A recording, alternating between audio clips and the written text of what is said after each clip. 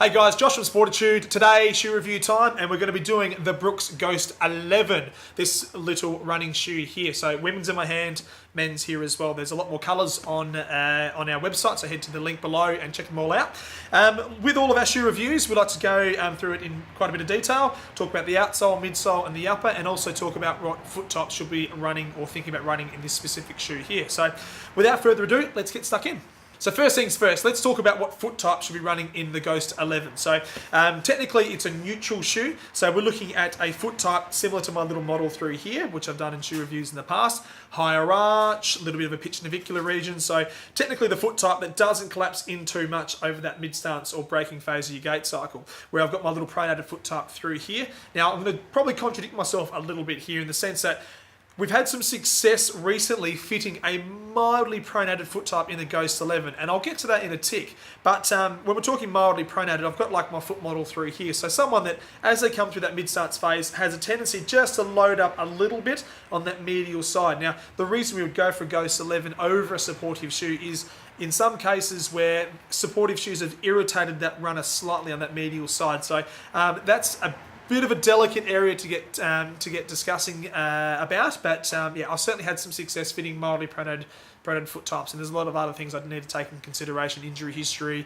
how much knee rotation we're getting. So I'll get touching on that a little bit later on. But cool, with the shoe, let's talk about the outsole first. So I'll pick up the men's model right through here. Now, outsole setup, we've got your carbon blown rubber on on the lateral side of the heel through here, and then we've got blown rubber through the forefoot. Now what we've got with the Brooks rubber system is a slightly thicker outsole through the forefoot than what they previously had in the Ghost 10. Now what that does is provides a little bit of cushioning. Yes, you get a little bit of cushioning and assistance out of the outsole through the forefoot, and we've also got 3 flex grooves. So as you can see here, we've got 1, 2, 3 flex grooves through there. Pretty standard for most neutral running shoes. However, the older brother and older sister of this category through here, the Brooks Glycerin 16, we've got 6 flex screws through the forefoot in comparison to the Brooks Ghost 3.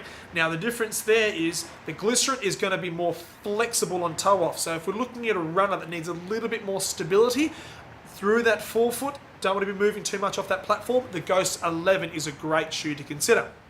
So that's all things outsole. It's almost, quickly before I move on, it is almost one contact zone set up through here.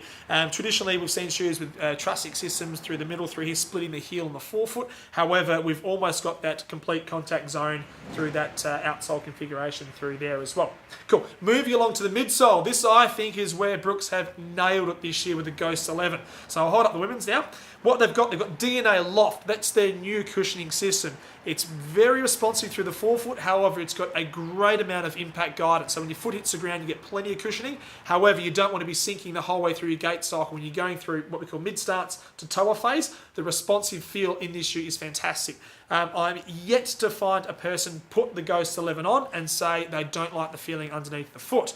It is that plush. It's probably, in my eyes, a little bit plusher on the foot than the Glycerin, for example. And I don't know why, that's subjective to me. However, I really like the feeling of the Ghost 11. It's fantastic underneath. So being a neutral shoe, we're not talking about any assistance on that medial side. There's no posting, no extra support to sort of cater for an overpronator on that medial side. However, as I touched on earlier, I am having some success with mild pronators. And the reason being is, as we come through to the forefoot, the actual midsole on the medial side of the shoe does kick out and flare out a little bit. So if you come around here, if I drew a hole right through the shoe where that first metatarsal sits, essentially right about where my finger is, we've got a fair bit of play. So we've got a fair bit of overlap on midsole on that medial side. So when we're going through that mid-stance to toe-off phase, having a little bit of extra through this region through here just gives your foot a wider footbed to toe off with.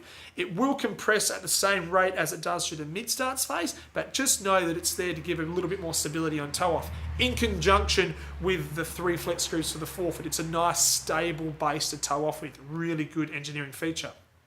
Cool. Let's talk about all things up and out. So I'll go back to the men's shoe.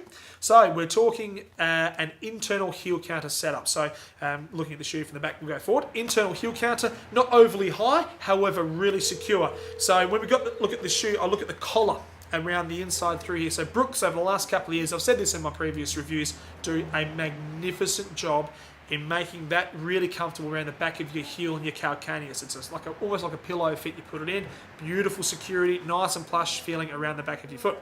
As you come through to the mid-stance phase, we're not talking too much restrictions in this shoe. Now, it does come in available widths. You'll see on the link below. Head over to our website to have a look at what widths are available in the men's and the women's. So they can change the platform and change the upper to cater for different foot widths, being narrower or wider. Now, looking at the sort of midsection through here, we don't want too much restriction through that navicular region for a neutral foot type, because more often than not, a neutral foot type has a high arch. And when we're talking high arch, if it's quite restrictive through here, it's going to cause a little bit of discomfort for the runner, cutting off that blood flow down to the forefoot and back. So you don't want to be too tight through here. However, you want to be stable. So they do provide, with the mesh that they've used on the new Ghost 11, it is quite secure on the foot. However, it does have a little bit of give for when your foot expands through that mid-stance phase. Coming through to the forefoot, I like the fit of the new forefoot. Now, Ghost 9, for those of you that might remember the Ghost 9, it had quite a large toe cap through here, and some people liked it, some people don't. I didn't like it. Ghost 10, however, they changed the fit up. They got rid of that toe cap, had a little bit of sort of synthetic sort of casing around the front through here, almost on like toe box. However, they've got rid of that altogether in the Ghost 11, and we're just talking a welded mesh setup through that forefoot through here. So it's nice and stable, very strong. However, there's no restrictions for your toes. So it's been great, I've found, for runners that might hit some undulating terrain, not necessarily trails, but if they're going up and down roads or footpaths where they're up and down hills, having a little bit of less restriction on that forefoot going down hills has been great. It doesn't cause any sort of unusual rubbing or irritation through that end of your first toe, second and third. So you're not going to shouldn't get any, if the shoe's fitted correctly, shouldn't get any irritations across that toe box at all. The shoe is breathable, light, not much restriction at all in the upper, so your foot feels very, very free.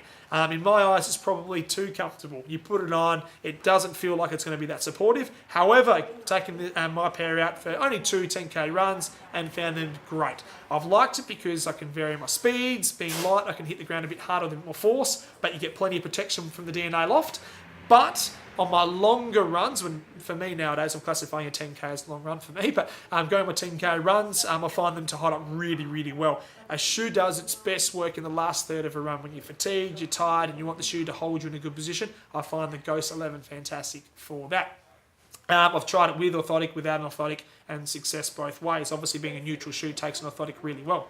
I do want to jump around a bit. I do want to talk about the width of the heel base through here as well. So I touched on it at the start of the video and talking about the rubber that they use in that first point of contact.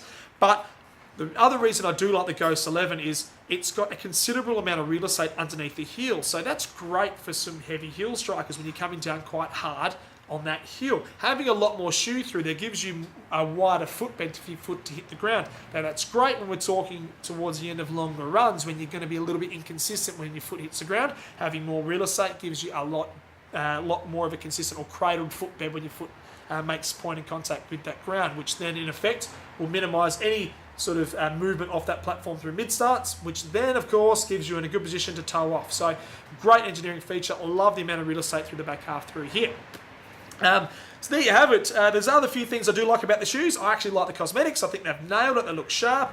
But I'm not here to tell you what I like and what you like. I'm here to tell you about the technical features of the shoe. And let me tell you right now, Ghost 11, great addition to the Brooks running range in 2018. So, like all my reviews, if you've got any questions or queries about this specific shoe, drop a comment in the video below. If you want to engage and just have a normal chat about shoes, please do the same thing. Drop a comment.